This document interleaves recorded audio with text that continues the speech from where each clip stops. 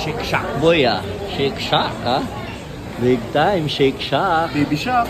Oo isipin mo pang Singapore Shake Shack mo Diba? Ayun First time ba to?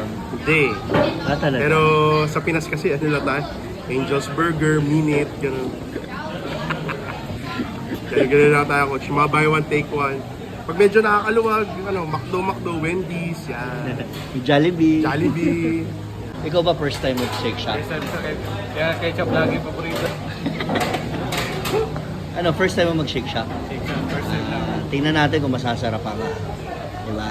Sa Singapore ka pa nag-Shake Shack? Grabe. Coach, favorite mo? Ketchup. Ketchup. Okay na ako, kayo na lang kumain. Ayun na, dahil ketchup, coach. Ali ketchup dito, minsan lang to. Favorite? Favorite? Pero coach gusto mo muna i-congratulate kayo ni Coach Benji. Congratulations, job well done.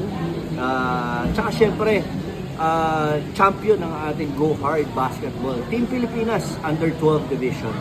So I'm pretty sure si Coach Monroe, i-defend niya yung title next year. So kita-kita tayo mga ka-winners sa next chapter.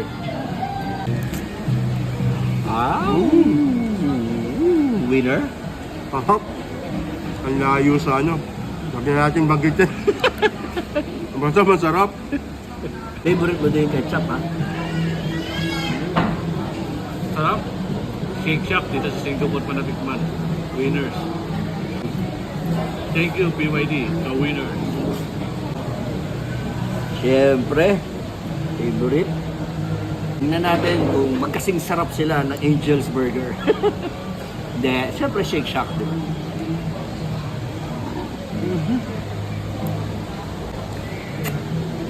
Winner.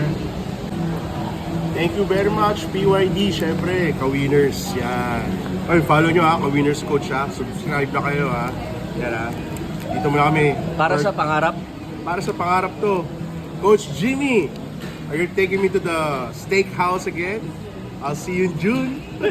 Let's go Guam. Let's go Guam. Burger muna.